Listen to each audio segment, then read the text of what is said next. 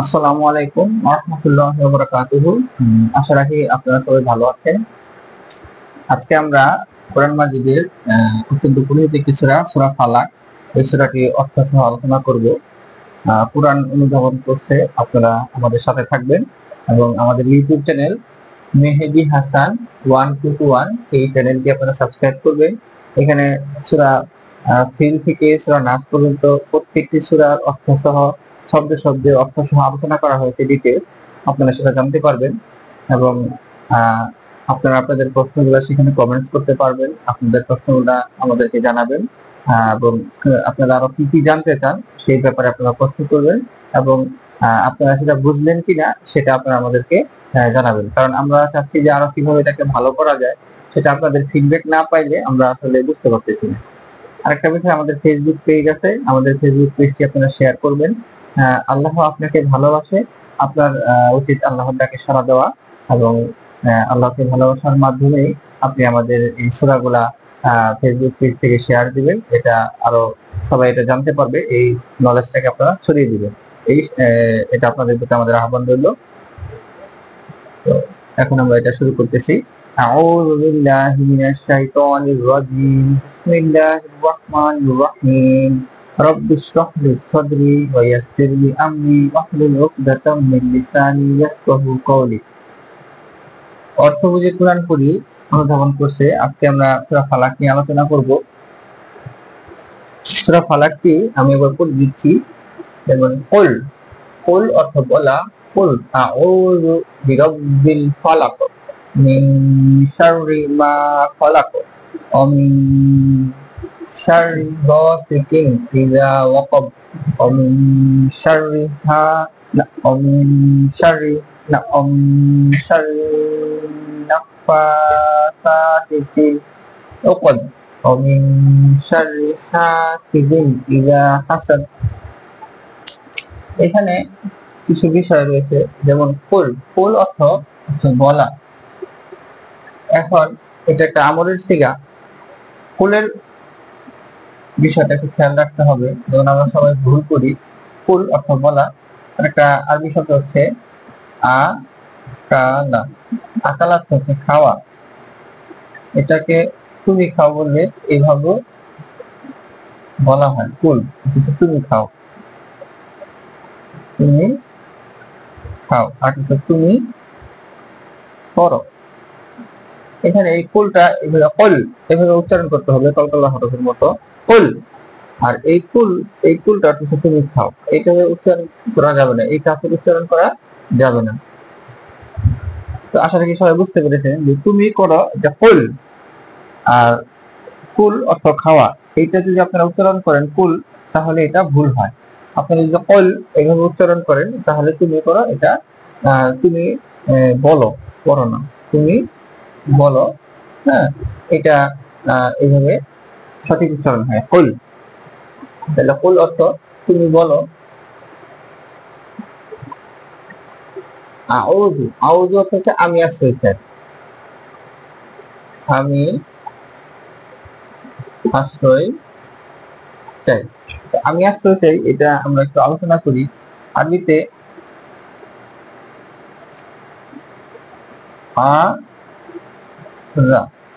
আজের একটা ভার্ব, এই ভার্বের অর্থ হচ্ছে আশ্রয় চাওয়া,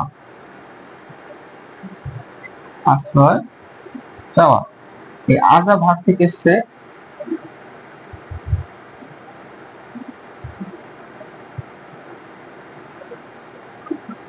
ইয়া বু ইউ, ইয়া বু ইউ। ইয়া হচ্ছে সে আশ্রয় চায়, এরকম। আপনি যদি বলেন তাউযু, এটা হবে তুমি আশ্রয় চাও।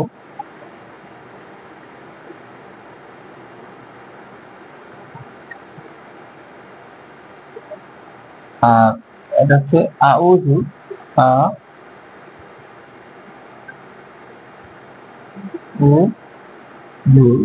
আউযু হচ্ছে আমি আশ্রয় চাই।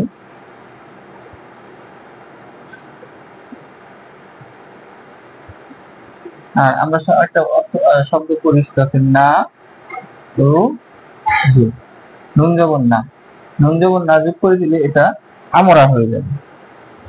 এটা আমরা প্রায় শুনে থাকি, আমরা আশ্রয় চাই। তাহলে এই আউযু এই শব্দটি এখানে ব্যবহার করা হয়েছে আমি আশ্রয় চাই। আর নাউযু যখন আমরা বলি সেটা অর্থ হচ্ছে আমরা আশ্রয় চাই। এই শব্দটি আমরা প্রায় ব্যবহার করি। আজা শব্দ দিয়ে এটা ভার্ব অতীতকালে আছে। আর একটা ভার্ব থেকে বিভিন্ন ভার্বে এটা পরিবর্তন করা যায়। অতীতকালে হয় 14টি সিগা, আবার বর্তমান কালে বা ভবিষ্যৎকালে এরকম 14টি সিগা হয়। এটাকে বিভিন্ন অর্থে ব্যবহার করা হয়। তো আরবিতে এটা একটা সুন্দর নিয়ম যে একটা ভার্ব থেকে আপনি অনেকগুলা ভার্বের ফর্ম তৈরি করতে পারবেন। তো আউযু আমি আশ্রয় চাই, বিরব্বি। বিরব্বি হচ্ছে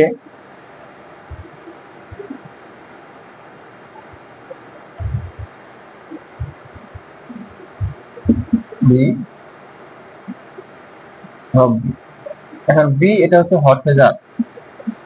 আমরা জানি হরফেজারের পরের শব্দে সবসময় কাসরা বা জের হয়, এখানে সেজন্য জের হয়েছে। আর রব্বুন এটা হচ্ছে প্রতিপালনকারী।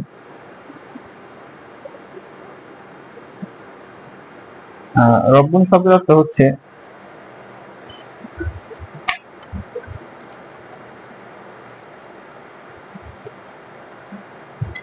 প্রতিপালনকারী।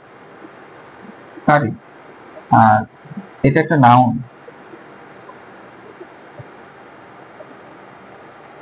আর রব্বা এটা হচ্ছে প্রতিপালন করা।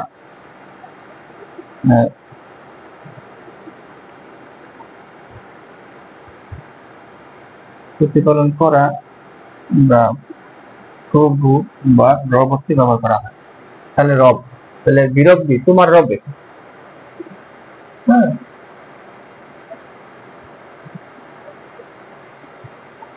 বা রবের দ্বারা,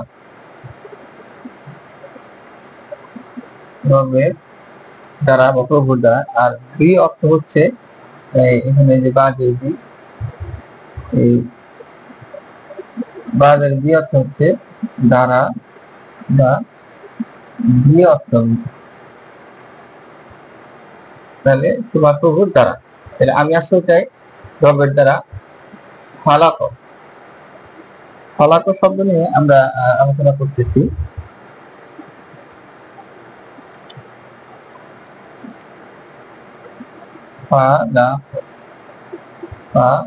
ফালাক এটা একটা ভার্ব। ফালাক শব্দের অর্থ হচ্ছে বিদীর্ণ করা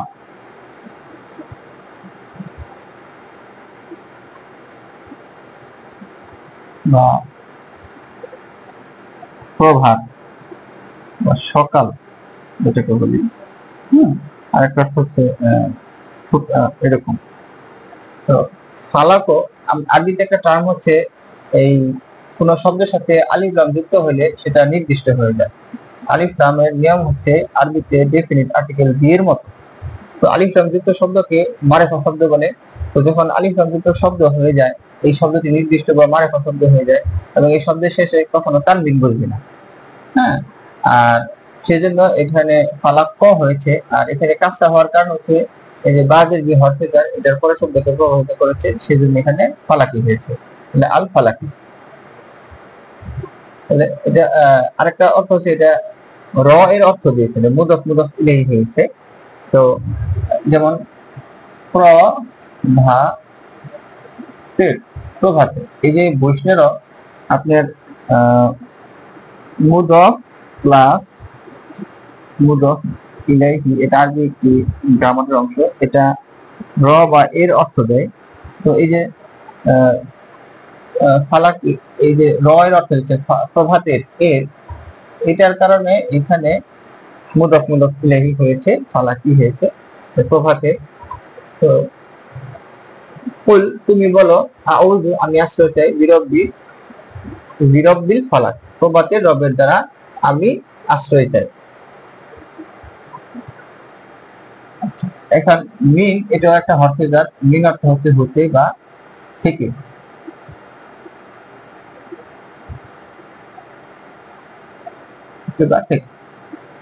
শাররি, শাররি অর্থ হচ্ছে অনিষ্ট,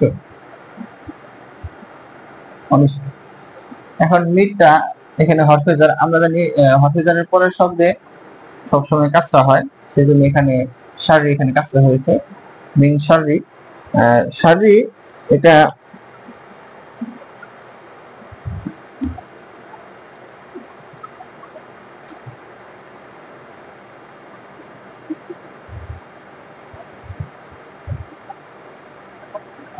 শাররুন, এটা হচ্ছে একটা নাউন। হ্যাঁ, এটা হচ্ছে অনিষ্টকারী, অনিষ্টকারী। আর শাররা হচ্ছে এটা ভার্ব, শাররা এটা একটা ভার্ব, এটা হচ্ছে অনিষ্ট করা।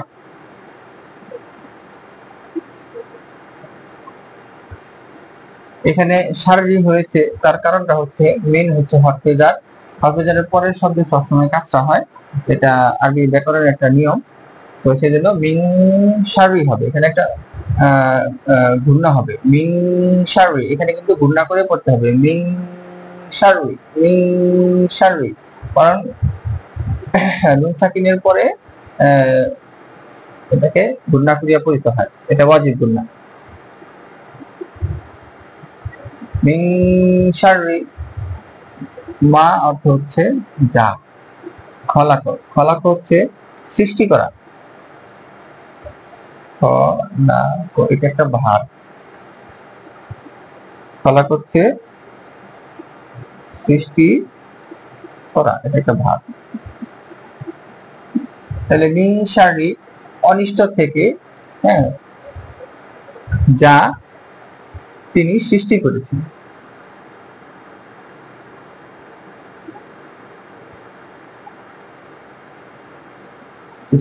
তাহলে আমরা এই আয়াতের অর্থ শিখলাম, সেটা হচ্ছে যে কল, তুমি বলো, আউযু আমি আশ্রয় চাই, প্রভাতের রবের দ্বারা, যা প্রভাতের রবের দ্বারা, প্রভাতের রবের দ্বারা অনিষ্ট থেকে যা তিনি সৃষ্টি করেছেন। এখানে ওয়ার্ড হচ্ছে এবং, আর মিন হচ্ছে হতে বা থেকে। মিন শাররি, আমরা ইতিপূর্বে এই শাররি শব্দটি আলোচনা করেছি, অনিষ্ট। শারর এটা হচ্ছে অনিষ্ট করা, এটা একটা ভার্ব, আর শাররুন এটা অনিষ্টকারী, এটা নাউন।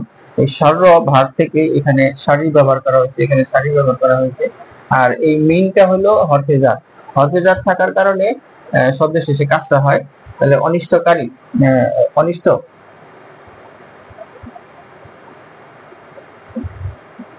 বা মন্দ থেকে, এখানে অনিষ্ট করা বা মন্দ করা।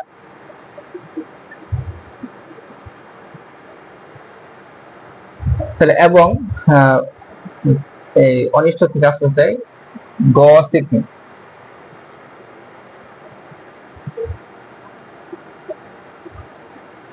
গসিপিং, এখানে একালিপ আমি দিয়া পড়তে হবে, কারণ এখানে বাইনের উপরে খাড়া জবর আছে, সেখানে এখানে একালিপ নিয়ে পড়তে হবে। আরবিতে একটি শব্দ হচ্ছে গসাকো,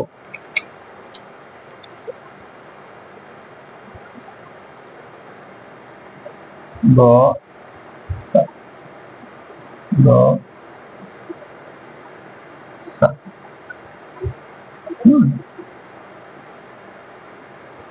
গসাকো অন্ধকার হওয়া, অন্ধকার হওয়া, এটার একটা ভার্ব।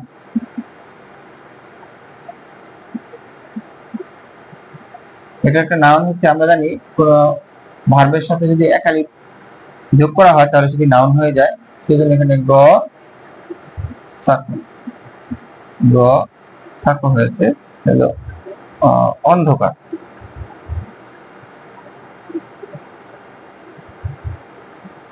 অন্ধকার,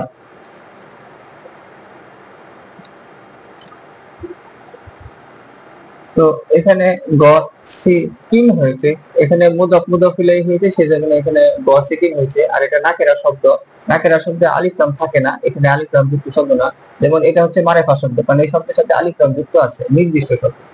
আর এটা গসিকিন আলিফ লাম ছাড়া শব্দ, সেজন্য এখানে এটাকে নাকেরা শব্দ বলে, সেজন্য এখানে গসিকিন এখানে দুই জের বসেছে। এখানেও মুদক মুদকিলাইন হয়েছে, কারণ অন্ধকারের রয়ের অর্থ প্রকাশ পেয়েছে। অন্ধকারের রয়ের অর্থ প্রকাশ পেয়েছে, সেজন্য গসিকিন।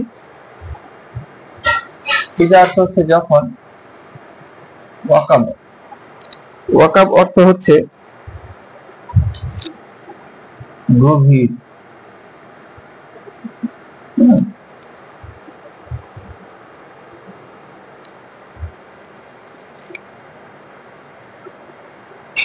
তাহলে এবং হ্যাঁ, গভীর অন্ধকার, যখন গভীর অন্ধকার হয় তার অনিষ্ট থেকে আশ্রয় চাই। তাহলে এখানে আমি আশ্রয় চাই, তুমি বলো বিরব্বিল ফালাক, হ্যাঁ, প্রভাতের রবের কাছে, মিন শাররি মা খলাক, যা তিনি অনিষ্ট থেকে, প্রভাতের অনিষ্ট থেকে যা তিনি সৃষ্টি করেছেন। হ্যাঁ, তাহলে কুল তুমি বলো আমি আশ্রয় চাই তোমার রবের দ্বারা প্রভাতের অনিষ্ট থেকে যা তিনি সৃষ্টি করেছেন, এবং আরো অনিষ্ট থেকে, গভীর, যখন গভীর অন্ধকার হয় তার অনিষ্ট থেকে আশ্রয় চাই। এটা হচ্ছে এখানে অর্থ হচ্ছে এবং, আর মিন অর্থ হচ্ছে হতে বা থেকে। শারীরিক অর্থ হচ্ছে অনিষ্ট বা মন্দ।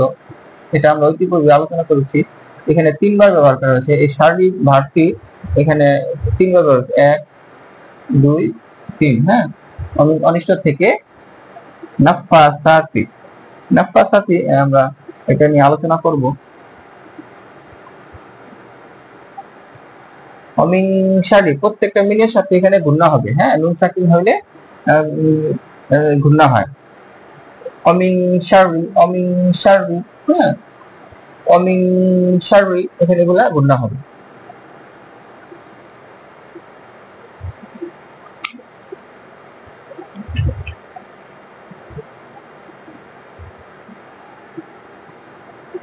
আরবিতে 3 অক্ষর বিশিষ্ট ভার্ব হচ্ছে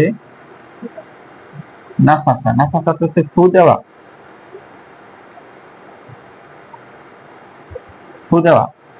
এই নাফাসা ভার্বের একটা অতীতকালে আছে। আরবিতে ভার্বগুলো সাধারণত অতীতকালেই থাকে।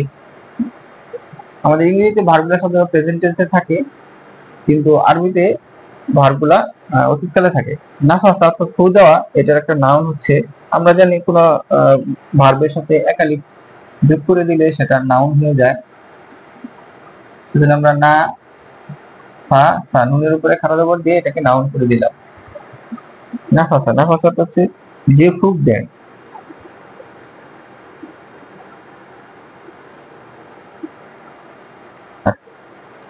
এখন এই নাফাসা থেকে আমরা যদি নাফাসা বানাই, নাফাসা,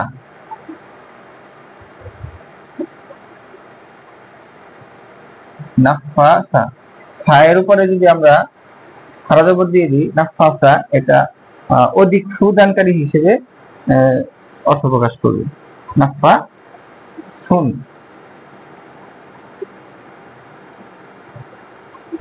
অধিক সুদানকারী।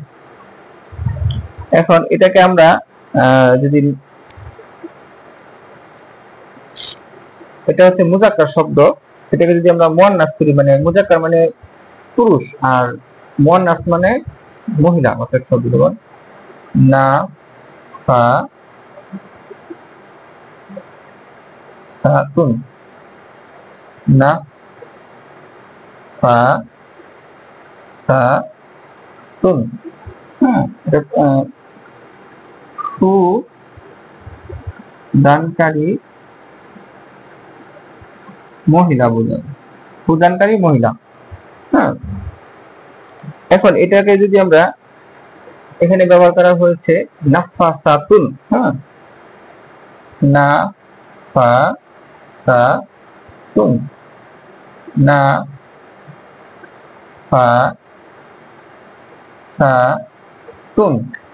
এটা হচ্ছে ফুদানকারী মহিলা এটা হচ্ছে এক বচন, একজন, একজনকে বলে সিঙ্গুলার, এটা গুলটা সেই কারণে। আর যখন লম্বাতে আসবে সেখানে ফুদানকারী মহিলা গণ হবে, ফুদানকারী মহিলা গণ মানে প্লুরাল,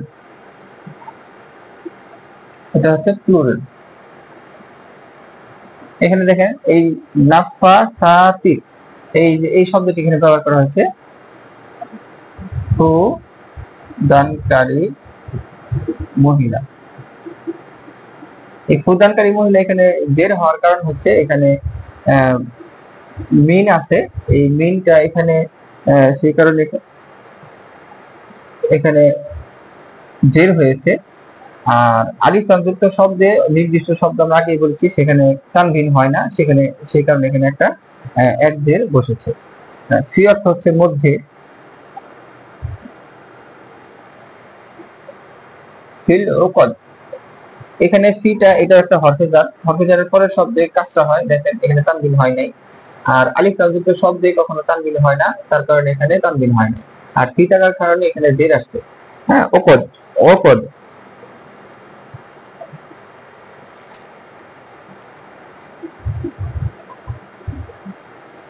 আরবিতে আখদা একটি ভার। আকদা শব্দের অর্থ হচ্ছে সুতায় গিট দেওয়া, সুতায় গিট দেওয়া বা গিরা দেওয়া।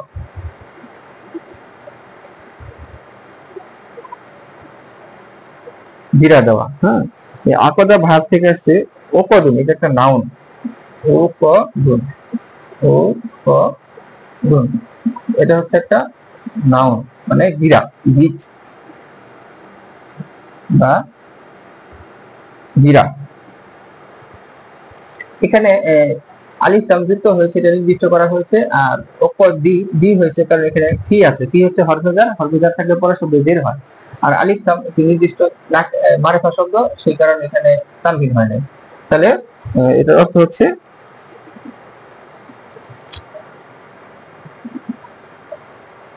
গিট বা গিরা। হ্যাঁ, তাহলে আমি আশ্রয় চাই এবং ফুদান গিরায় মধ্যে ফুদানকারী মহিলার অনিষ্ট থেকে। অমিং শাররিন নাফা, অমিং শাররিন নাফাসাতি, এখানে সুন্দর করে দুটোটার মধ্যে খারা জবর আছে, আপনাদের টান দিয়ে পড়তে হবে একালি। অমিং শাররিন নাফাসাতি, অমিং শাররিন নাফাসাতি, হায়ের উপরে একালি টান দিতে হবে, তার সাথে একালি টান দিতে হবে। হ্যাঁ, অমিং শাররিন নাফাসাতি ফিল উকদ। এখন এখানে আসেন, অর্থ হচ্ছে এবং, মিন অর্থ হচ্ছে হতে বা থেকে। শাররি, শাররি নিয়ে আমরা এর আগে আলোচনা করেছি। শাররি হচ্ছে অনিষ্ট, অনিষ্ট থেকে। এবং আমি আশ্রয় চাই অনিষ্ট থেকে হাসিদিন। হাসিদিন এটা হচ্ছে আরবিতে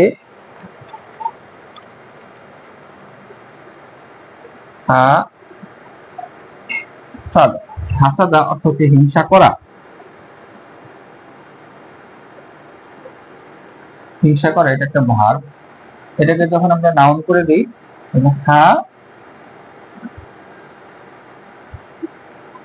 হাসিদুন, হাসিদুন, আমরা জানি ভার্বের সাথে এক আলিফ যোগ করে দিলে সেটা নাউন হয়ে যায়। তাহলে হাসিদুন এটা হচ্ছে হিংসাকারী। এই হিংসাকারীটাই এখানে হাসিদিন হয়েছে, কারণ এখানে মিন আছে, মিন থাকার কারণে এখানে দুই জের হয়েছে, কাসরা হয়েছে দুইটা। আর এটা যেহেতু নাকেরা শব্দ সেজন্য এখানে তানবিন হয়েছে, আলিফ লাম যুক্ত শব্দ না। দেখেন আলিফ লাম যুক্ত শব্দে এক জের হয়েছে।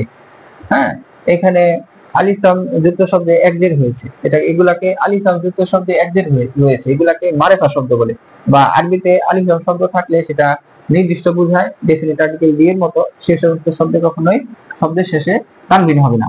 কিন্তু হাসিদিন এটা একটা নাকেরা শব্দ, অনির্দিষ্ট শব্দ, সেজন্য এখানে শব্দের শেষে তানবিন হয়েছে হাসিদিন। আর এখানে মিন আছে, মিনের কারণে এখানে দুই জের হয়েছে, কাজটা হয়েছে সাধারণত হাসিদুন হওয়ার কথা ছিল কিন্তু হাসিদিন হয়েছে, তাহলে হিংসাকারী।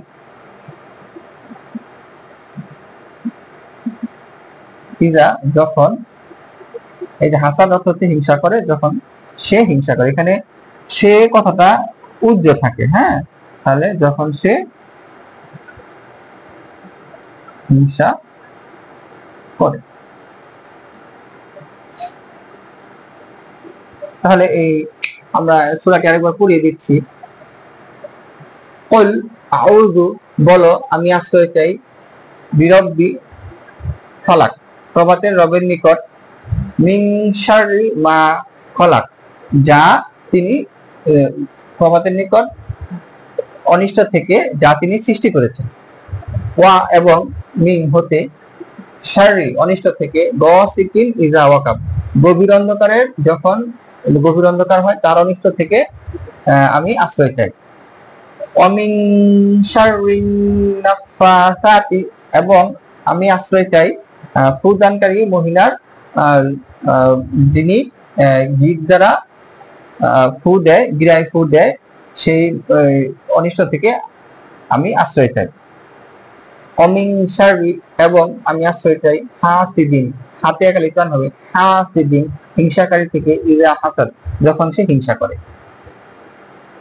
আশা রাখি আপনারা সবাই বুঝতে পেরেছেন। আমরা এই সূরাটি অস্পষ্ট আলোচনা করলাম। এটা একটি গুরুত্বপূর্ণ সূরা। একটা হাদিস আছে, আল্লাহ রাসূল সাল্লাল্লাহু আলাইহি ওয়াসাল্লামকে একজন মহিলা 11টি গিট দিয়ে একটি কুয়ার মধ্যে একটি রশি ফেলে দিয়েছিলেন। হযরত মুহাম্মদ সাল্লাল্লাহু আলাইহি ওয়াসাল্লাম অসুস্থ হয়েছিলেন।